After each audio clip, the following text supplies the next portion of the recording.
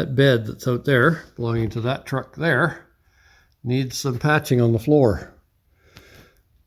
So, because the sheet metal brake wasn't strong enough in past projects, even with 20 gauge, I have gone and reinforced it. So this is the top bracket. I have to finish grinding everything yet and painting it. So that fits on there. It's all made from scrap. This is a bolt that I turned down, ground down round for a different project and never used it. So I've got that there. This is an old piece of bed rail from the sandblast project, sandblast cabinet project. I cut a piece of the bed rail, welded it on, made it into a U-channel, turn it upside down. That's the brace there against the 3-inch angle iron. And this sits on top there, like that. And I can turn this out, put pressure up, and that will of course put pressure down, holding this from bending. And I've cut it at a slight angle so it fits properly. I'm going to grind the paint off there and weld it. So pretty much done. A little bit more to go, and then that should take care of that. And this is, you might recognize this, half of a tube that was cut for the legs of the sandblast cabinet. And grind this all up, fix any porous bits in there, and hopefully that will help me to bend the panels for the floor of the box. Might be a waste of time, but might not. There it is, complete, repainted. See how it works when the time comes, which hopefully is very soon. It's only taken me 3 months, but here's the box inside the shop. It's got all the outside damage I knew it had. I expected to find a bunch more rot underneath, and it's actually not bad. So it had a gooseneck hitch on the frame, which I've removed, and this was a plug that somebody put in. So I don't know what the story is there, but that has to be redone. Most of it is cleaning up as far as the rails and supports go. There's going to be big work here, as you can see. Many layers of decayed metal. So I've got this patch to make for in here. Rebuild this corner. But basically it's just grinding and cleaning. Fix the baffle. That's no big deal.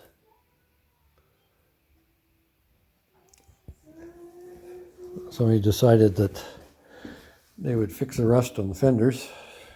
So there you go, it's fixed. Not there anymore. Both sides. So that needs some work.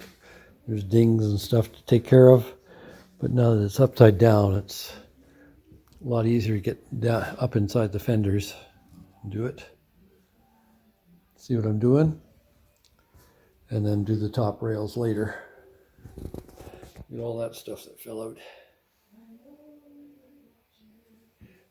That should have come from the bed when I was flipping it over. I flipped it over with the tractor, so it hung for a while. But now it starts, because there's the truck sitting out there. So I slid the piece of metal I wanted in here, to this gap all the way along, and there's a seam here, which is 90 degrees. So that runs straight through all the way down. So that I've marked that on this piece of metal. Make sure I bend it the right way. So that's that line. And thanks to Fitzy's fabrication for this technique, you take the old bed and try and find some piece that's not completely rotten, like this. flatten it out. Well, mark the grooves first for every place that it changes the bend. And then take the cut-off wheel, the zip grinder, and mark it each one. So these are all 1.1/8 between them, and then these are I forget what it was exactly, 5/8 or something. And then once you've got that, you have this piece that can be used either direction. So you pick which way is good. In this case, that. So this matches the radius of each point, and then you flatten it out. So you take the piece of metal, you mark the radius where the center of the radius is, or the start, depending how you want to mark it. And this one is very gentle, so it's when you flatten the metal out, it doesn't stretch very much. But that way, once you've got them cut and flat, then you can set it on the metal that you're cutting, clamp it, and mark the grooves. Then take the wheel again and cut each one of those. Same thing on the other end and here. Then you know from each side where you have to bend it. And because it's a corrugation, you have to bend it one direction, remove it, bend it the other direction. Then you can bend it again the same direction, and then you have to flip it around and do it the opposite way again for 2. I'll show you how that works, but in a moment, that's what we got. On this bed, the wide end that I've got up there fits flush, sits against this rail on the other end. So that's exactly the length it has to be. And I've added 3/4 of an inch here and roughly an inch there for overlap, and I will cut those off later. Once the corrugations are done and everything fits, then I know, just in case I've set something wrong, I've got some extra to play with.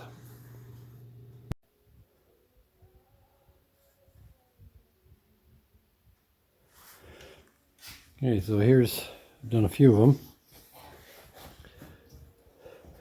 I'm going to have to flatten things out a bit. It's not going quite as nicely as I thought. It's 18 gauge, and that's pushing the limits of this brake. So there's the lines that I use. Line it up right there. Time delay on this camera, never noticed. So that has to bend up, I have to pull up on this now. And it's a very shallow bend, you can see.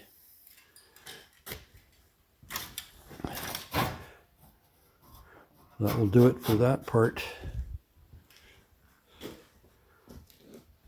And then I'll finish off with the others. So I started with the right angle. I've got to bend this more, obviously. It's flattened out a bit with the bending the other pieces. So just keep going. Then I have to flip this. You can see I got to flip it. Once I bend this one, and flip it over, put it back in, bend that one. So you can see this is bent up, and then this one was bent down, this one was bent up, etc.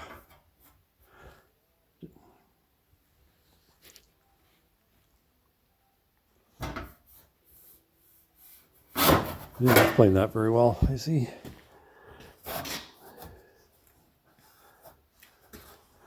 Okay.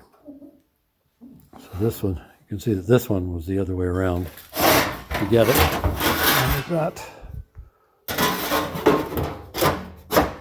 See that crease? That's from coming up this way. And then this one will come up as well. Gotta rebend that, it's not bent enough. A very sharp bend. And then this, I'll flip it over for this one. Here, it's against the brake at the moment. Please don't forget to like, share, subscribe, or even notify, or any of the above, or all of the above. Thank you.